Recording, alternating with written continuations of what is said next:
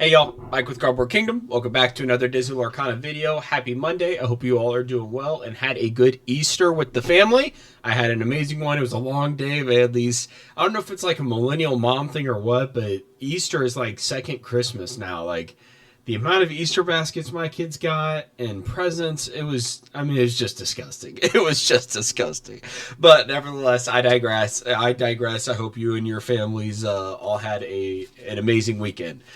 We did open some product for Easter. I opened one Lilo and Stitch box. I put a picture in the Discord. We didn't pull an Enchanted. I don't think we got our money back, and that was a very rare sight for me with those boxes. So I was making a joke about who do I complain to. So my daughter and I ripped another one later in the day, and we pulled this Sugary Rush Speedway Enchanted location. So this was actually, funnily enough, this is the first Enchanted location that I've ever pulled. I've opened a ton of product, opened a ton of Enchanteds. I had dodged locations until this point. So kind of, got my first one under my belt. Hopefully my last one, right? They went away with these with Arcasia's Island. Hopefully they continue to stay away. I think that was the right decision. Part of me just wonders if they just didn't, there's no locations in the set. That's why they didn't do it. And whenever we get Rated Jafar, if we get some new locations, there's going to be more Enchanted locations added to the roster, but we can hope that that is not the case. Nevertheless, apart from that, we have added to our Lilo and Stitch Escape Artist collection. We are growing rapidly. We've got multiple coming in the mail. Not financial advice at all. I would definitely, historically, normally I would wait for these promos to get cheaper and cheaper, but the fact that they're at $5, I am more than okay with buying them up. I think the promo is going to do very well long term, and I just absolutely love it. Absolutely love the art. I think it's an amazing card, and want to do some cool pages in the daughter's binder, as well as my binder with them, just kind of like side by side and stuff. We've got a ton of the Stitch. What is it? I can't remember. Is it Alien Buccaneer? I can't remember the name of the promo from the Stitch binder, but I absolutely love it. And so look, guys, I've said it. If I've said it once, I've said it 1 billion times at this point. But the promos in Lorcana are so undervalued. It's just absolutely disgusting. So much value to be had there. If there's going to be any sort of semblance of growth or anything in the collector base, like these promos, it's the most underrated thing in the game. There's plenty of underrated things in terms of like Enchanted, trophy cards, etc. Right? I think that everything's got a fair market value right now, but the fact that I can get some of these promos for as cheap as I can, I'm all about it. So with that being said, hopping over to today's video. So we've got some cards that are moving. We've got one Enchanted to talk about, and then we've got some regular cards to talk about. Really, the summary of today's video is if once again, it just pays to be able to see what cards are currently not in the meta that may become meta. We've got some great examples of that today. So first and foremost, Finders Keepers, the Enchanted from Shimmering Skies. This card was readily available. Wait, what? It didn't get bought out. Browse. There ain't no way that there's no Finders Keepers left. Hold on. Pause. Finders, Keepers, Enchanted. They're all gone, you're telling me? They're all gone. Okay, come on. Where are the filters at? What do we got here? Literally none. They're gone. All right. So the 21st, yeah, today, there was 4. There was 4 listings, and they all got bought out. A first in Lorcana history. 0 Finders, Keepers on the market. So if you have a Finders Keepers, look, this card, you guys know me as a collector, I very much believe that the Enchanteds are incredibly undervalued as a whole. With that being said, if this card is going to be relisted and start to sell around like $200 or something like that, if I had a raw one, I would sell it. I think I might have one. Please hold for the second pause of the video already. This video is going to do great. I know everybody loves to see people flipping through cards they can't see. I feel like I have a Finders Keepers. Am I crazy? Oh, I'd be crazy. I'm not going to ruin the video. But if you have a Finders Keepers, I would be looking to sell it. The fact that it's an action card, it's not incredibly aesthetically pleasing in my opinion. Yeah, I mean, it was selling for $40, and now it's unlisted. Will absolutely be above $100 when it comes back. given the fact that there were sales at, 90-ish, and it's gone, right? Ready available for over $40 not that long ago. So there are 0 finders keepers on the market. Sorry, that was mind-blowing. I was not expecting that. Hopping over to Iago, Giant Spectral Parrot. This is a card that, once again, if you can't... Wait a second. There's no way. $5? Oh, what's going on? When I was, prepping for this video... All right, what am I missing? Is it... I feel like the filters are messed up or something. Let's go cold foil, and then go back. No, Iago's a $6 card now.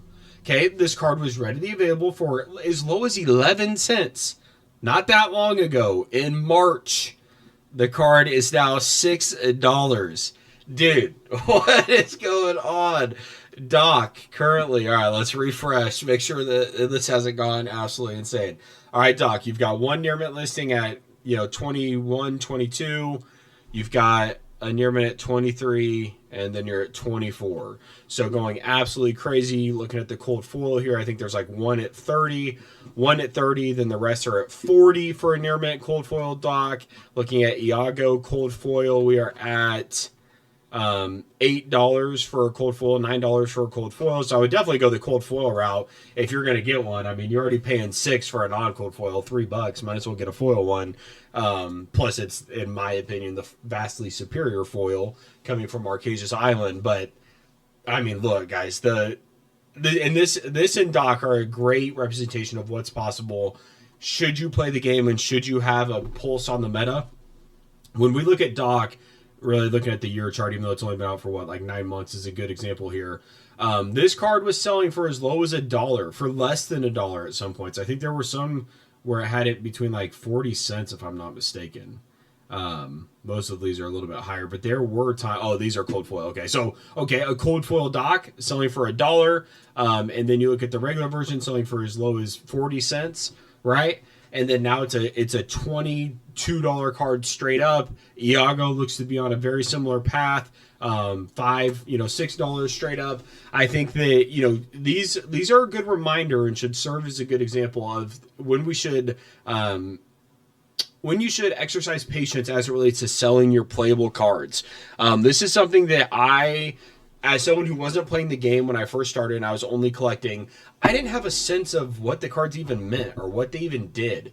And so I was basically just listing for a relatively, decent market price and selling off a lot of cards, when in reality, if I just did a little bit of a deeper dive, figured out the meta a little bit, looked at some of these cards that were only going for 20 cents in a cold foil, it could have been a reasonable assumption to go out and get those, given the finite amount of those cold foils, or how good a card might be if just one simple other card like a shift target was implemented. Some of the stuff kind of has writings on the walls, and these rares going for so much paints a good picture of that, right? So don't just list cards to list them. Be smart about what you're listing. Give it a second thought. Not to say that you shouldn't sell cards. I have thousands of cards listed right now, right? So this is not a don't sell cards point, but it's just take a second to think about what the card's going for versus what it could be going for if one little thing changed, and see if it fits that mold. Now, this applies to a very, very small, minute percentage of cards, but it just paints a good illustration of look, this card can go to $6 overnight. It literally was selling for $2 20 minutes ago, guys.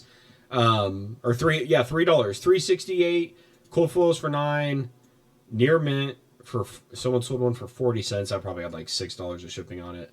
But nevertheless, right, copies were selling very, very readily available for $2 to $3, and now the lowest on the market is $6. So absolutely crazy. Love to see it. Cards are, it pays to be in the meta business, man.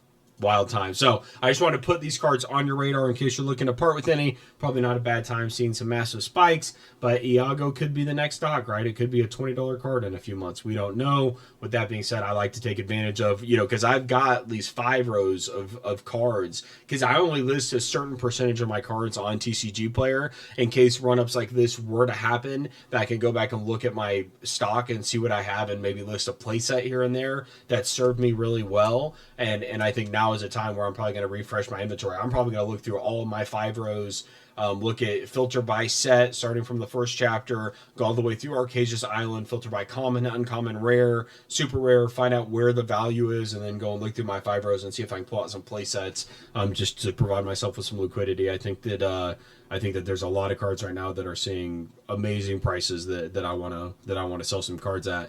Maui Shark being no different. Unfortunately, I have 2 of these, only 2, because because Azurite Sea was just not my set. If you've been around for a while, you know that this Enchanted foil pattern was not my jam. Although I was, I have 1 in the collection now. We pulled the Tiana, I sold it. Now we have the Sugar Rush Speedway. And it's in the collection. I'm not going to sell it. It's probably worth like $5. Not going to sell it. You couldn't get it out of my hands for that much. But with that being said, Maui Shark now a $65 card. There's no verified listings under 70. So the game is growing at just an obscene pace. And it's so funny hearing some of the detractors. There's some Reddit threads going on about communications right now and stuff like that, and how bad they're doing, and people are leaving the game, and they just don't get it. The competitive players, they just do not get it. But yeah, $70 now, lowest verified for a Shark. And then the Genie, I want to take a look at the Genie, because he is popping off as well, back up to almost $12 for a copy. Near mint is $13 for a verified. And once again, keep in mind, guys, just putting it back on your radar, this card was over $20 in its heyday.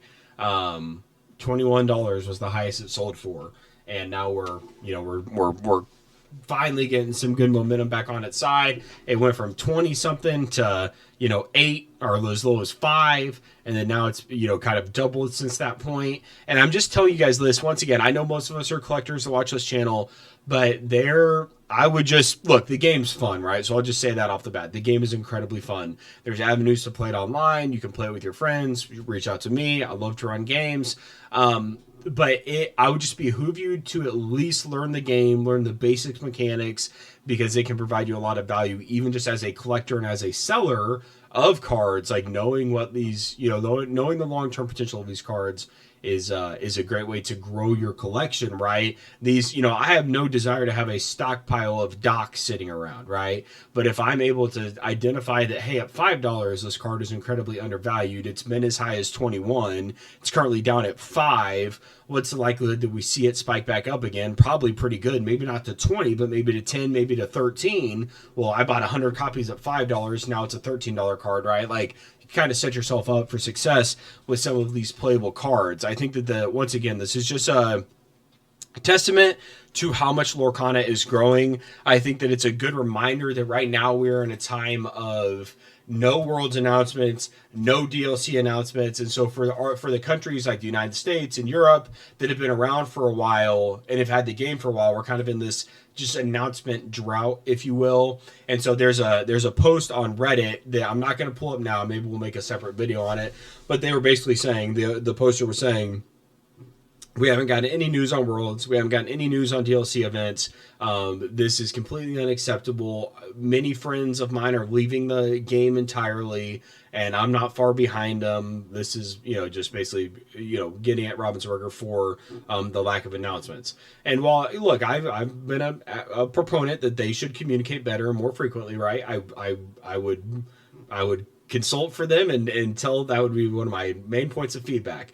But I also will say that they made announcements saying that they're kind of doing a mass hiring, they're revamping the organized play team, they're putting all sorts of stuff together behind the scenes. We had the ban announcements, and we got some good details out of that. So, like, the competitive players, what I would just say is, like, look, you guys are not their bread and butter. And the organized play scene and the competitive scene, while it's fun and while there's, the trophy cards come out of there and it's very fun to collect those cards and there's definitely a place for it, right? It is not the end all be all. And you guys just simply do not matter that much. And I know that might come off as a little harsh, but Disney as an IP and as, as a just consumer product, the competitive play is a very, very, very small percentage of the overall Lorcana player base. They are much more looking at things like locals, much more looking at things like set championships or just family game night in general, right? Getting things in the board game alley and tabletop alley like Gateway. You're just not going to be the end all be all, right, for Lorcana. And so I would behoove you to, whether that's maybe you play multiple TCGs, maybe you're taking a break or whatever. Don't sell your collection because they haven't announced a DLC event, right? Like as soon as those events, if you were to sell your collection today and then 2 weeks from now we find out Worlds is here, and then a month after Worlds we start our 2025 DLC season in Kansas City, right? Yay, I'd be happy, but that won't happen. But nevertheless, if that were to happen, then you would immediately regret selling your cards, and you would immediately go out and buy your cards again, and cards would begin to rip, right? And we're in this no man's land of no Worlds announcements, no DLC announcements. We're just going with the flow. New sets are coming out. Arcasia's Island was amazing, and prices are absolutely skyrocketing after the bans. And we haven't seen that much on the collector side yet, right? Just still these meta cards are seeing massive shifts. But that's just a great reminder that if there's, promos out there that you like, or Enchanteds or whatever, like, don't take this little lull that we're in from a collector's perspective for granted. If you have conviction and you have capital, use that to your advantage. Be aggressive right now. I know I am. There's a reason why I'm staring at a stack of promos, right? I also went through, just to give you a sense of where I'm at, I went through some piles of my non-listed super rares and legendaries and cold foils and whatever that I've not listed. I've got a stack of them that I'm going to go list on TCGPlayer. These were just cards that I had sitting around that I hadn't sorted yet. I then need to go back through my 5 rows once again to search for playsets to list and things of that nature. Like, you should be very busy right now. You should be staying aggressive, whether that's monitoring eBay auctions, buying stacks of promos that you like. As soon as Worlds happens and Fabled comes out, Pixar, like, the writing is on the wall, guys. So I would just, in today's video, with the reminder to stay aggressive, don't get over leveraged, buy what you like, so that way you become price agnostic. And then be smart with your playable singles, guys. Take a second, go watch a good gameplay video where you get a decent understanding. And actually, maybe that's a good video topic for me, of like how to understand Lorcana from a collector's perspective, just like the playability, because it can be described very easily. Now, obviously, the game itself can be very complex, but the understanding of the cards, like if you have any general sense of the rules, the cards are very, very easy to understand. So, with that being said, guys, thank you very much for being patient with me. It's been crazy with the holidays. We had kids homesick. Just been absolute blast for me for the last 7 days. But nevertheless, it's I've been wanting to do some content. Look, when you've got 3 kids and the wife at home, just does not add up. So, with that being said, we will end on some beautiful cards. Lilo, Escape Artist. I had a stack of them next to me, so I got to show them again. I've got a really, really cool package coming. It was shipped today overseas. It's on its way back now, so I don't know. It may be end of this week. That's probably a little aggressive. Hopefully it doesn't get like tariffed or something. But I've got a really cool package, so I'm excited to show you guys, coming very, very soon. But yeah, thank you very much for watching. I appreciate all of the support, and we'll be back with another video soon. Bye, guys.